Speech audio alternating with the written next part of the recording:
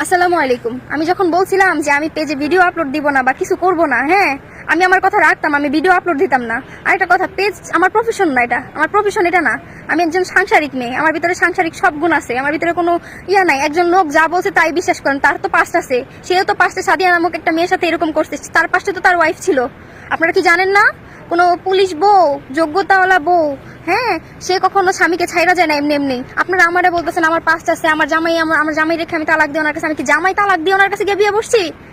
হ্যাঁ, আমার বিয়ে হয়েছে যখন, তখন আমি ম্যাচুয়ার ছিলাম না, তখন আমার তার জন্য ডিভোর্স হয়েছে 14 দিনের মাথায়। ওনার সাথে আমার বিয়ের 1 বছর পর ওনার সাথে আমার বিয়ে হয়েছে।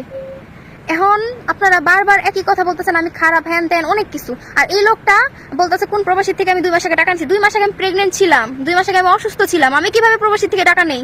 তখন আমি মানসিকভাবে সুস্থ ছিলাম না।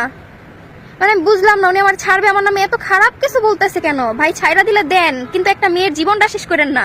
আপনি কি চাইতেছেন যে আমি আত্মহত্যা করে মরে যাই আপনার এই অপবাদ শুই না? হ্যাঁ, আপনি কেন বাড়াবাড়ি করতেছেন ভাই? আমি কি আপনার ফ্যামিলির নামে কোনো খারাপ কথা বলছি? আপনি আমার বাবা মার নামে বলছেন। আমার মা নাকি খারাপ, আমার বোন নাকি খারাপ, আমার বাবা খারাপ, আমার বোনের দুধ কেনার টাকা নাই। মানে আপনি কি চাইতেছেন? একটা মেয়েরে ছাড়বেন, তার জীবনটা শেষ করে দিয়ে ছাড়বেন, তার লাইফটা বরবাদ করে দিবেন, এরকম কোনো কিছু চাইতেছেন?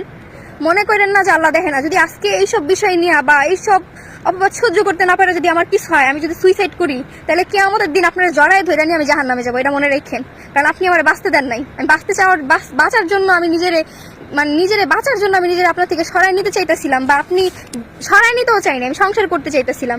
এখন দিয়ে বাড়াবাড়ি করতেছেন, তারপরে চুপ হয়ে গেছে, কোনো কিছু বলবো না বলবো না বলবো না বলতে বলতে এখন দিয়ে আপনি চাইতেছেন আমি সব বলি। আমার কাছে রিয়েল ডকুমেন্ট আছে, আপনি ফেক ডকুমেন্ট কেন নিয়ে আসেন? টাকা দিয়ে ওই বেটা করতে কেন কথা বলান রিয়েলি ভাবে? ওই লোক প্রমাণ দেখ, ডিরেক্ট লাইভে আসুক, শর্মিলা আমার থেকে টাকা নিছে। ওই লোক কি দেখে নাই যে শর্মিলার বিয়ে হয়েছে, শর্মিলার জামাই আছে? ওই লোক কেন শর্মিলার টাকা দিতে যাবে 20,000 টাকা? কি কারণে দিবে? আমি বুঝলাম না, একটা মেয়ের নামে এরকম কেন ছড়াইতেছেন আপনি? আর সবাই আমার খারাপ বলতেছে। বলেন ভাই, খারাপ বলেন, আমার অপরাধ এগুলো হচ্ছে আমার শাস্তি। আমি অন্যায় করছি, আমি পাপ করছি, আমি শাস্তি পাইতাছি। আমি এখন স্ট্রংলি ভাবে দাঁড়াইতে পারতাছি না।